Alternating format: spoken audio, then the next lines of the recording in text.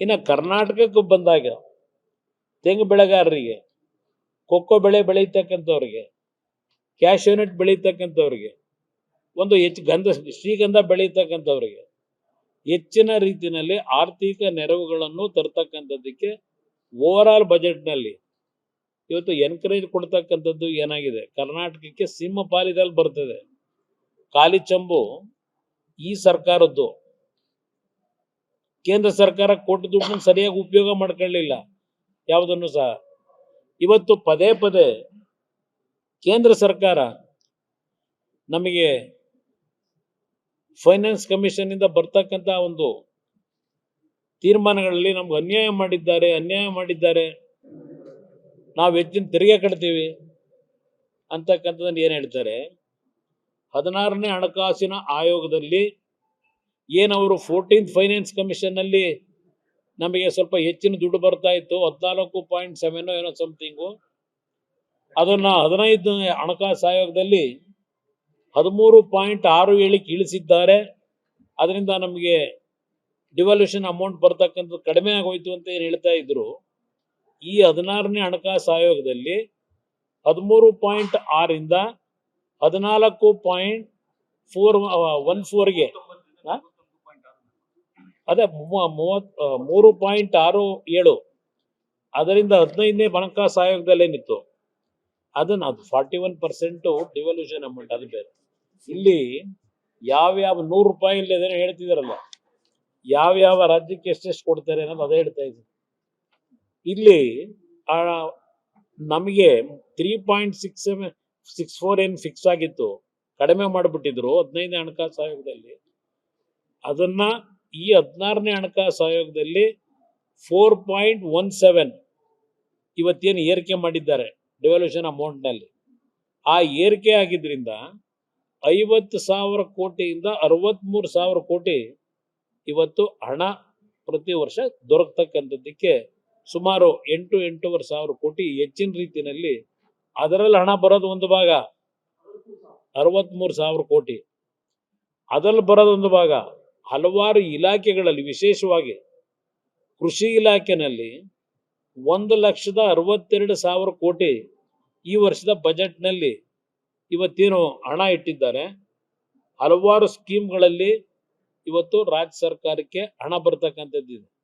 ಅದರ ಜೊತೆಗೆ ಇವತ್ತು ಕೇಂದ್ರ ಸರ್ಕಾರದಲ್ಲಿ 50 ವರ್ಷಗಳಿಗೆ ಇಂಟ್ರೆಸ್ಟ್ ಫ್ರೀ ಲೋನನ್ನು ಕ್ಯಾಪಿಟಲ್ ಎಕ್ಸ್ಪೆಂಡಿಚರ್ಗೆ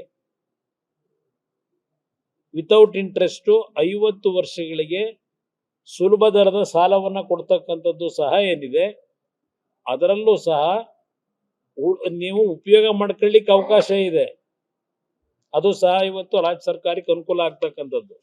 ಅದರಿಂದ ಇಲ್ಲಿ ರಾಜ್ಯ ಸರ್ಕಾರದ ಬಗ್ಗೆ ನಿಮ್ಮ ಟೀಕೆ ಏನಿದೆ, ನೀವು ಯಾವ್ಯಾವ ರೀತಿ ಮಾಡ್ಕೊಂಡಿದ್ದೀರಿ, ಈಗ ಅದನ್ನ ನೀವು ಸ್ವಲ್ಪ ಯೋಚನೆ ಮಾಡ್ಕೋಬೇಕು. ನೀವೇನೇನು ಮಾಡ್ಕೊಂಡಿದ್ದೀರಿ ಅಂತ. ರೈಲ್ವೆ ಪ್ರಾಜೆಕ್ಟ್ ಬಗ್ಗೆ ನಿನ್ನೆ ನಮ್ಮ ರೈಲ್ವೆ ಮಂತ್ರಿಗಳು ಎಲ್ಲಾ ವಿಷಯ ನಿಮ್ಮ ಮುಂದೆ ಇಟ್ಟು ಹೋಗಿದ್ದಾರೆ ನಿನ್ನೆ ದಿನ. ಇವತ್ತು ರೈಲ್ವೆ ನಮ್ಮ ಹೈದರಾಬಾದ್ ಬೆಂಗಳೂರಿನ ಎಕ್ಸ್ಪ್ರೆಸ್ ಹೈವೇ ಇರ್ಬೋದು, ಹೈ ಸ್ಪೀಡ್ ರೈಲು, ಚೆನ್ನೈಗೆ ಹೈ ಸ್ಪೀಡ್ ರೈಲ್ ಇರ್ಬೋದು, ಪುಣೆಗೆ ಹೈ ಸ್ಪೀಡ್ ರೈಲ್ ಕೊಡ್ತಕ್ಕಂಥದ್ದು ಇರ್ಬೋದು, ಈ ಹಲವಾರು ವಿಷಯಗಳನ್ನು ಪ್ರಸ್ತಾಪ ಮಾಡಿದ್ದಾರೆ. ಇದ್ರ ಜೊತೆಗೆ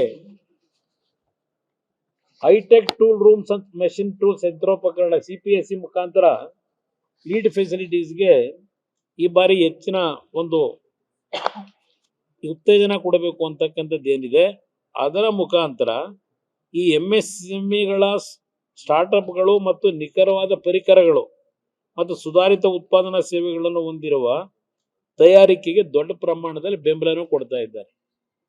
ಇದರಲ್ಲಿ ನಾನು ಒಂದು ಹೇಳ್ತೀನಿ, ಇದ್ರ ಜೊತೆಯಲ್ಲಿ ನನ್ನ ಒಂದು ಕಮಿಟ್ಮೆಂಟು ಕರ್ನಾಟಕದ ಜನತೆಗೆ, ಮಹಾರಾಜರ ಕಾಲದಲ್ಲಿ ಕಟ್ಟಿರ್ತಕ್ಕಂಥ ವಿಶ್ವೇಶ್ವರಯ್ಯನವರ ಹೆಸರಿಡಿರ್ತಕ್ಕಂಥ ವಿಶ್ವೇಶ್ವರಯ್ಯ ಒಂದು ಸ್ಟೀಲ್ ಪ್ಲಾಂಟ್ ಏನಿದೆ ಭದ್ರಾವತಿನಲ್ಲಿ, ಈಗಾಗಲೇ ಹಲವಾರು ಬಾರಿ ಹೇಳಿದ್ದೇನೆ, ಅದಕ್ಕೂ ಸಹ ಇವತ್ತು 4,500 to 5,000 ಕೋಟಿ ಹಣವನ್ನು ಕೊಡ್ತಾ ಇದ್ದೇವೆ. ಡಿಫೆನ್ಸ್ಗೆ ಸ್ಪೆಷಾಲಿಟಿ ಸ್ಟೀಲನ್ನು ಪ್ರೊಡಕ್ಷನ್ ಮಾಡ್ತಕ್ಕಂಥ ನಿಟ್ಟಿನಲ್ಲಿ ಅದಕ್ಕೊಂದು ಮರುಕಲ್ಪನೆ ಕೊಡ್ತಾ ಇದ್ದೇವೆ.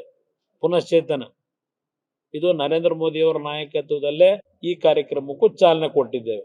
ಕೇಂದ್ರ ಸರ್ಕಾರ ನಿಮ್ಮನ್ನು ಕಡೆಗಣಿಸಿಲ್ಲ. ಇನ್ನ ನಾನು HMTನ ರಿವೈವ್ ಮಾಡಬೇಕು ಅಂತ ಹೇಳಿ ತೀರ್ಮಾನ ಮಾಡಿ ನಾನು ಹೇಳಿಕೆ ಕೊಟ್ಟರೆ ಪಾಪ ನಮ್ಮ ಅರಣ್ಯ ಸಚಿವರು ಅದು ನಮ್ಮ ಅರಣ್ಯ ಇಲಾಖೆಗೆ ಸೇರಿದ ಭೂಮಿ, ಅದರಿಂದ ಕೆಲವೆಲ್ಲ ಮಾರಾಟ ಮಾಡ್ಕೊಂಡು ಯಾರೋ ನನಗೆ ಸಂಬಂಧ ಇಲ್ಲ, ಹಿಂದೆ ಯಾರ್ಯಾರು ಮಾಡ್ಕೊಂಡವ್ರೆ ಆ ತನಿಖೆ ನಡೆಸೋದು ವಾಪಸ್ ತಗೊಳ್ಳಿ ಅದು ಯಾವ ಅರಣ್ಯ ಭೂಮಿ ಇದೆ ಅಲ್ಲಿ HMTನಲ್ಲಿ ಇವತ್ತು ಕೇಸ್ ಹಾಕೊಂಡು ಕೋರ್ಟಲ್ಲಿ ಮತ್ತೀಗ ಸುಪ್ರೀಂ ಕೋರ್ಟ್ ಮುಂದೆ ತಗೊಂಡೋಗಿ ಇಟ್ಕೊಂಡಿದ್ದಾರೆ.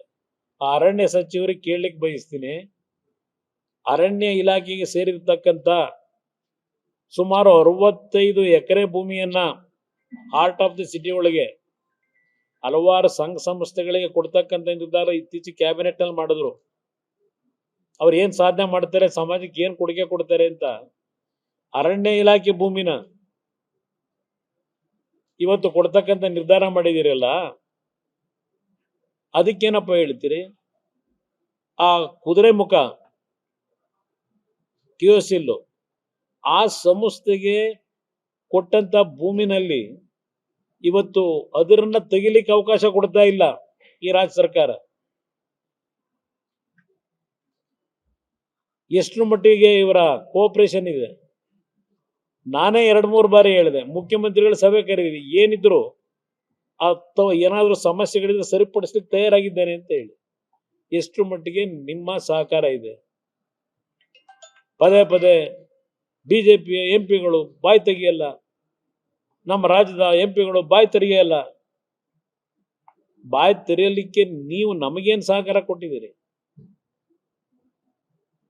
ಇರ್ತಕ್ಕಂಥ ಒಂದು ಹಿನ್ನೆಲೆಯಲ್ಲಿ ನಾವು ರಾಜ್ಯಕ್ಕೆ ಏನ್ ತರಬೇಕು, ರಾಜ್ಯದ ಅಭಿವೃದ್ಧಿಗೆ ಪೂರಕವಾದ ರೀತಿಯ ಕಾರ್ಯಕ್ರಮ ಏನ್ ತರಬೇಕು ಅಂತಕ್ಕಂಥದ್ದಕ್ಕೆ ನಿಮ್ಮಿಂದ ನಾವು ಹೇಳಿಸ್ಕೋಬೇಕಾಗಿಲ್ಲ. ನೀರಾವರಿಗೆ ಸಂಬಂಧಪಟ್ಟ ಪದೇ ಪದೇ ಹೇಳ್ತೀರಿ. ಇವತ್ತು ಹಲವಾರು ವಿಷಯಗಳು ಕೋರ್ಟ್ನ ಮುಂದೆ ಇರ್ತಕ್ಕಂಥ ಹಿನ್ನೆಲೆಯಲ್ಲಿ ಅದನ್ನು ಸರಿಪಡಿಸ್ಕೊಳ್ಳಿಕ್ಕೆ ನಿಮ್ಮ ರಾಜ್ಯ ಸರ್ಕಾರದಲ್ಲಿ ನೀವು ತಯಾರು ಮಾಡ್ಕೊಳ್ಳಿ.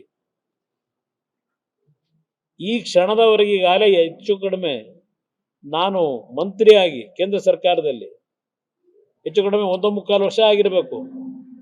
ಇವತ್ತಿನವರೆಗೆ ಯಾವ್ದಾದ್ರೂ ಒಬ್ಬ ಮಂತ್ರಿ ನನ್ನನ್ನು ಬಂದು ಭೇಟಿ ಮಾಡಿ ನಮ್ಮ ರಾಜ್ಯಕ್ಕೆ ನಿಮ್ಮಿಂದ ಈ ತರ ಏನಾದರೂ ಕಾರ್ಯಕ್ರಮವನ್ನು ತರಲಿಕ್ಕೆ ಸಹಕಾರ ಕೊಡಿ ಯಾರಾದರೂ ಒಬ್ರು ಕೇಳಿದ್ದೀರಾ ಈ 1.25 ವರ್ಷದಲ್ಲಿ?